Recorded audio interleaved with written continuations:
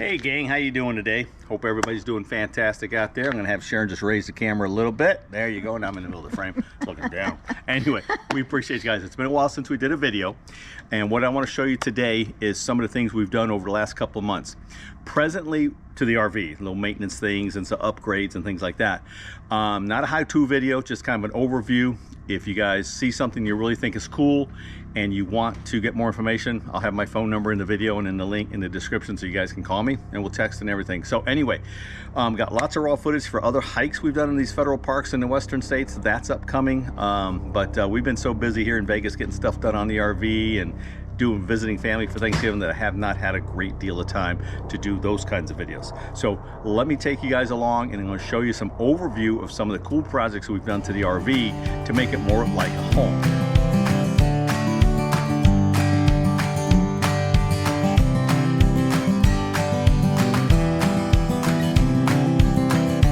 All right, so the first thing we're going to start with is our hot water heater. So Sharon, follow me. By the way, turn the camera around, Sharon. Say hi to the folks. Hi, gang. She's a woman of few words. Anyway, as you guys know, that most of the time RVs, for the most part, they're LP fired heaters, right? Some of the new stuff is all your Aqua Hots and stuff, but some of your older ones, most of them are just LP.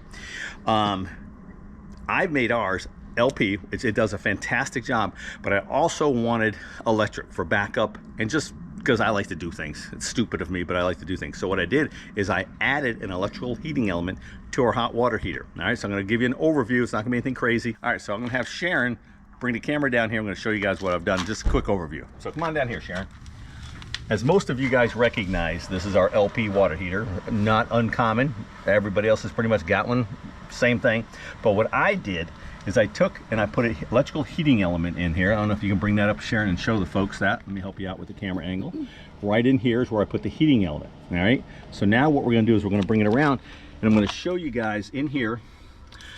That's a thermostat we mounted on this side of the tank, and I went through while I was in here is resealed the hot water heaters with the foam rubber and everything that comes on from the factory, made it hold heat more.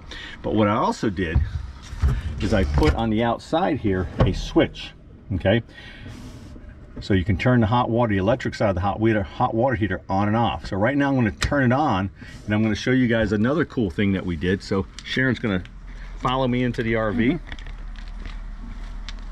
because I like to know when things are working and when things are not working. So coming into the RV, I put this indicator light. I wired in this indicator light. Okay, it just tells you when it's on and off. I've got the electric set at 95 degrees. Okay, so it just keeps it warm throughout the day. The LP does the big part of our hot water usage for showers and stuff, but this just keeps it warm all day long. So, because I like to brush my teeth multiple times, and I got warm water the whole time. So anyway, so that's all wired in now. So we have electric and LP on our hot water heater. All right, so let's move on to the next project we've done. All right, while we're here in the bathroom area, I want to show you this. This wall had gotten some water damage, or the paper was peeling off of the wood wall, and so I took all of this out, took the sink out, took the faucet out, put a new faucet in, and I cut out all that paper that had gotten damaged. The wall was super solid, and I made a backsplash for it. So it's a piece of plastic shoe molding, painted up real nice with good exterior commercial paint, so it lasts. All siliconed in, and reinstalled the sink and the faucet, just like downtown, right? All right, the next project. The most anemic part of an RV is the electrical service within the RV. So let's see the older ones. You get some of those big fancy Prevos, they got power everywhere, you can spec them out. Your standard RVs have so little power built into them, it's insane. So what I've done, I've created 2 more useful circuits in the kitchen, okay? And these are all dedicated lines, because in your breaker panel box you have single breakers, but you can replace them with dual breakers, okay? So you can add stuff as long as you don't get crazy, right? So what I did, your microwaves are all on a dedicated 20 amp circuit, right? And what I've done is I went inside the cabinet, took the receptacle that was in there, pulled it apart, put a junction box inside of there, cut the plug on the RV, wired it into the junction box, and also wired in this receptacle. Now, when you don't use your microwave, you still have another 20 amp circuit you can use, right? So all I did is make that 20 amp circuit accessible. So pretty cool. Now, another electrical project. Sharon loves using the, we have an Instapot. I think I keep forgetting what it's called. Ninja pot. A Ninja Pot. And we needed more power so she could use that thing. So what I did again, put in another dedicated 15 amp circuit, and I put a receptacle right here on the side of this box. There you go, Sharon. Thanks for the light. Put a receptacle here. Her Ninja Pot stays right here. Okay. So that plugs in there. And then also on that same circuit, I put another receptacle right here on this side of this end table. Now, and that's all one single 15 amp circuit on a dedicated breaker. Okay, so we now have four kitchen circuits essentially, right, that we can use. So that's an upgrade. Now we don't have to worry about where we can plug things in. Running extension cords everywhere drives me insane not to be able to do stuff that I need. Debate whether or not I can use the microwave at the same time as the toaster oven, or the Ninja with the toaster oven. So yeah, it's a big. Now we can figure it all out. Yeah, it's all accessible. We can run lots of different appliances at the same time and not blow breakers and have some stuff like that. So anyway, that's kind of our electrical stuff. Now we're gonna go outside and I'm gonna show you what I've done on the plumbing side of things. So come on along with that. All right, so we make our way around to the plumbing. Let me put on my yard shoes here. I said 3 circuits in the kitchen. Well, we do have 3 circuits usable for the kitchen, but we also have 4 complete independent circuits in the RV. The other one is the bedroom circuit. That one fires up some other receptacles that are already, from the manufacturer. So we have 4 independent circuits in here. So pretty cool. So let's look at our plumbing bay. All right, gang, enough of the electrical. Let's talk about plumbing, right? It's another thing that is a weak point in most RVs, the plumbing, water bays, things like that. They never seem to do a really good job at the factory. We're lucky. This is a very well-built coach, 2013. Some of your new stuff, pretty much garbage as far as I'm concerned. But this is a really well-built coach. But over the years, before we got it, and a little bit after we got it, I've started getting some moisture build up in the wet bay here. Okay, so the floor in these is wood, right? Be sandwiched between some aluminum underbelly and then some melanite, I think they call it. I'm not sure what this white stuff is, but it starts getting rotten after a while. So it gets really weak and everything. So what I did is I gutted this entire water bay. Everything was pulled out. This board, everything behind it, everything was gutted. I rebuilt the entire floor, put a new floor on top of it. Sharon, bring the camera in here if you can. And just kind of hold it in there a little bit so you can see the whole water bay, about like that, so folks can see. That'd be great. All right, and this is all new floor. It's got a clear rubber mat over the top of it. I put in all new valves here, fixed them O-rings on the back side of these valves as well, some of the plumbing in there. And I also made a manifold system. A lot of your new RVs have manifold systems built into them. I didn't have that, all right? Taking hoses on and off to do these different things: freshwater fill, municipal fill, black water flush. What I did is I built a manifold system so I can have municipal service, or I can fill my tank just by opening and closing valves, right? So this has all been rebuilt. I spent about 2 weeks doing all of this, all right? So that's all done, no more leaks. She's dry, she's solid, good to go. In the cabinet right next door, Sharon's gonna get the camera over there. This is the other side of the equation. This is our onboard water softener. We never take our water softener out. So this stays on board. It's got a 1 micron filter in the front of it. I also put in this valving system. If you can get the camera right in there, Sharon, show some folks. As the water comes out of the water softener, it goes, this side goes to the truck, whether we're filling the tank or whether we're filling, just having municipal water. So it's always soft water. This side, now I can hook a hose to here when I have to regen that water softener. Some of my bags is all here. When you regen, you never have to take hoses on and off except for this one regen port right here. It's 100% solid. So we have a completely self-contained, rebuilt, brand new water system in this RV. Okay? Love the soft water. Love the soft water. All right? And the water softener's been down here for a couple of years, or yeah, close to 2 years now. Called Soft Cell. The gentleman's out of Duluth, Minnesota. This thing's phenomenal. It does a great job.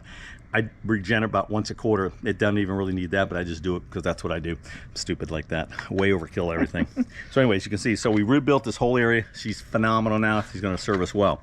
All right, so we're going to go and look at a couple more options, or a couple more things we did. And so come on, follow me back to the back of the RV. This is where we have to kind of tuck ourselves down a little bit. Let me get this box out of here, Sharon. This is my pigtail box. Okay, now, everybody has protection. Let me get this, Sharon. You might not be able to reach. Sorry, guys. Everybody has surge protection on their RVs and all. Yeah. I'm not one to hang stuff outside. I like things that are set and forget. So this is a Progressive Industries surge protector, 50 amp surge protector with a readout over there. Tells you how many amps you're pulling on each line, line 1, line 2. So this is hardwired now into the RV. So there's nothing hanging on the stump. And so we're good to go there. So I just wanted to show you guys that. So you should always have a surge protector. I've never had a huge issue with power at RV parks, but there can be some issues. So, you know, it's better safe than sorry. Sharon's got computer equipment in there for what she does. I've got a computer for those really famous videos I edit. But Sharon needs her stuff and she doesn't need to have any trouble with it, you know, for her work and everything. So, but anyway, so that's been put in recently. That was done here at Vegas. The water compartments were done here at Vegas. The electrical stuff we just showed you inside, and the hot water here was done during our times in the federal parks, hiking all those parks. But we got one more cool thing to show you guys, so come on along. I think you're gonna like this. All right, guys. This is my favorite thing. This is, I should let you tell him, Sharon. I should let you tell him, Yeah. because this is her favorite thing. So I'm gonna man the camera. Let me turn this around because Sharon is going to tell us. Come on this way. The sun is right in our eyes. Yeah. All right, what do we got, Sharon? Well, I have Starlink as one of my internet solutions. There it is up there. We have a nice mount up on the roof there, which I just have to take down on travel days. But previously, we've always had it running the cord into this little window here, so I'd always have to leave it slightly cracked. So, which is on, you know, temperate weather days, it's no big deal. But when we're staying some places and it's like 34 degrees in the morning, and I'm sitting right here in my office and a little bit of a draft coming through. Yeah. It's sometimes or on unpleasant. rainy days where we'd have to stuff a rag in the crack. Exactly, Yeah. or super hot. So Yeah. So I always had kind of weather conditions in my office, so to speak. So Dwight came up with a brilliant idea. Brilliant, she says. Brilliant. Nice. Of What do you got down here, here in Sharon? the wheel well, a little. Let's see if I can open that. Which way does it open up? Here you go, I got it. It opens up like this. This is an outdoor receptacle box, no big deal. And what it does is it opens up to a tunnel I created from the inner wheel well here to the step well inside. I used black ABS pipe. It's all sealed in properly, siliconed in and all. So, and that's an 1.5 inch pipe. Okay, I drilled some holes. And then we come over here to the inside to the step well. And look where it terminates, right? Comes out of the 1.5 inch. I used a little collar just to clean up the front edge of it. And now this cable going to the dish up top, when on travel days, we just undo it from the dish, bring the dish down, and then she can just coil it up over here in the corner somewhere. Into my office. Into her office. No more open windows. No more open windows, and no more leaving the cable set on top of that tire, because it would come down from the top and then have to go into where her router was. But now everything's on board everything's inside. all protected. Yeah, so it's pretty cool. So anyway, let me turn this back around. Sharon wanted to take the camera, I think. Anyway, so just some ideas about what we've done to make this more like a home. I don't like things that don't work. I don't like half-assing things. Things have to be done a certain way, and they have to be functional, you know, Yep. and look like original. Dwight's always tinkering and making our home a better home. So and it has to look like it belongs. It can't just be something you slap together. So I usually give things a lot of thought before we do it. But anyway, so we appreciate you guys. Like, subscribe, comment below. I promise more cool videos are coming out from all of our time in the federal parks. I got so much raw footage in that computer right now. It's insane. And there'll be more videos about our home improvements, because as soon as Dwight takes one thing off the home improvement list, something else gets put on. Yeah, the list keeps growing. It never gets any shorter, but it does keep growing, that's for sure. Anyway, you guys have a great day. We appreciate you. Bye. All right, gang, as bonus footage, look what we got going on. Sharon, explain to our good folks. Dwight's got me really good setup on all of our electric. Obviously, of course, we have our microwave, which, you know, he's put up that external one out here so we can actually use the power for other things. I have my Tabala, which is kind of like a steam combi toaster oven. And that's plugged into the original one GFI circuit. That's right, yep. So There's two circuits, two individual circuits working. And then extra circuit that Dwight put in over here. And I got my Got your Ninja air Pot fryer going. off the dedicated circuit there. So we have 3 circuits, individual circuits in the kitchen working right now. Pretty crazy, huh? Look at that. All right, let's have some Brussels sprouts And What are you making? Brussels sprouts? Brussels sprouts with bacon and Nice. balsamic. And some pasta and chicken. And some, spinach and ricotta pasta with some air fryer garlic parmesan chicken. Woo, tasty. Anyway, guys, so 3 individual circuits working right now in our kitchen.